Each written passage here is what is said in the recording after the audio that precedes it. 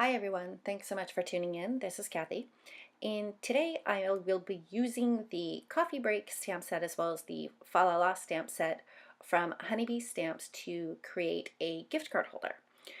I started out by stamping the coffee cup onto a piece of red cardstock with the Extreme Black hybrid ink from My Favorite Things, and I stamped it a couple of times because that red cardstock was really textured and I wanted to make sure that it had a really good impression. I stamped it onto a piece of white cardstock and then a piece of black cardstock. Before I stamped it on the black cardstock, I cleaned off the circle on the cozy so it wouldn't show through on when I glued down the little buckle. I wasn't quite sure how big the buckle was going to be, so just to be safe, I cleaned that off. To create the buckle, I used 2 square dies and a piece of gold glitter cardstock, which was also from My Favorite Things, and just ran that through my die cutting machine. Once all the pieces were cut out, it was pretty easy just to glue it all down using Tombow Multi-Mono liquid adhesive. And the inspiration for the Santa cup, I actually found a card on Pinterest where they had used that as the focal image of card. And since I wanted to do a gift card holder for a coffee shop, I thought that would be pretty much perfect to do. So whoever posted that on Pinterest, thank you so much for that inspiration. For the blended coffee drink, I had actually had this colored up before I came up with the idea for the gift card holder. I was just kind of playing around with the stamp set and wanted to learn how to do like a blended coffee drink with Copic markers. So I went to Starbucks website and I kind of looked at some of their pictures for inspiration, and then I came across a video that Sandy Allnock had done, and she did a little coffee scene and there were a couple of different blended coffee drinks on her project. So I definitely used that as a guide for how to color it and what colors to use. And I do have a link to that video over on my blog as well, and there is a link to my blog in the description below. So I stamped the coffee drink onto a piece of 80-pound Nina Solar White cardstock, again with the Extreme Black ink from My Favorite Things, and I did create a mask so I could add the straw. For the mask, I just used a sticky note because the image, it's not a huge image, and a sticky note just worked out fine for me. So here I am. I'm going to start up the coloring, and with that I will leave you with some music.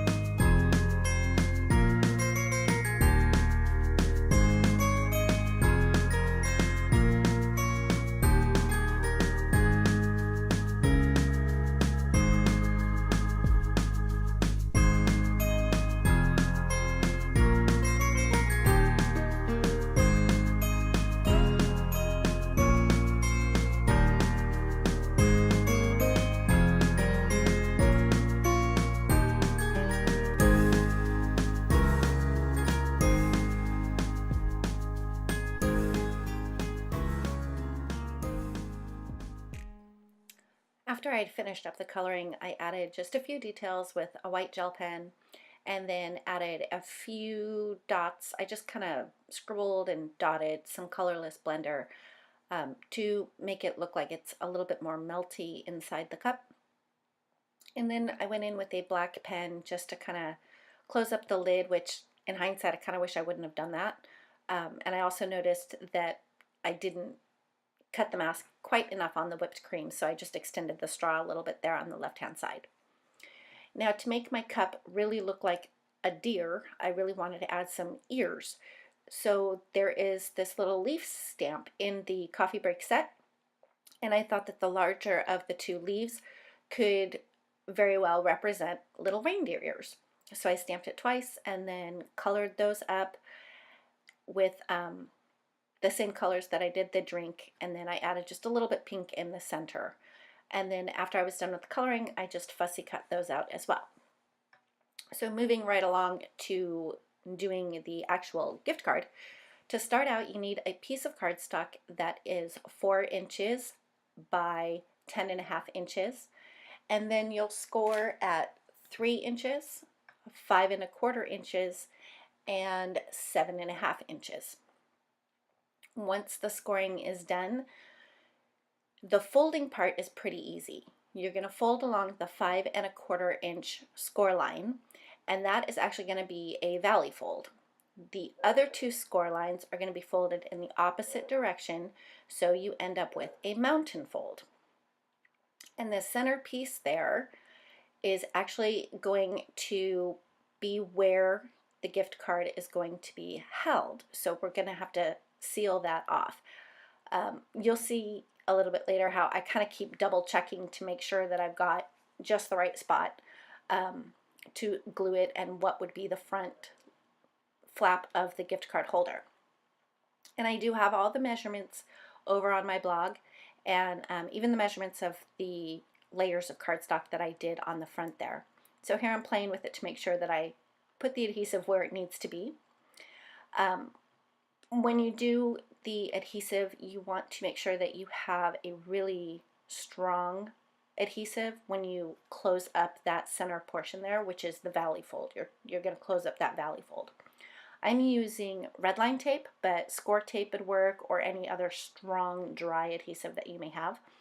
And you'll do it on the left and the right side, and then you're going to put a piece of adhesive right above the score line for the top flap that flips up when you open the gift card holder.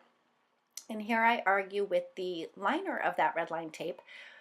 It does not come off very easily, and then it's also very staticky, so it was sticking to my fingers and I kept kind of having to flick it off. So once the tape is down, you want to make sure that you press down really good to get really good adhesion there so that the gift card doesn't make it separate.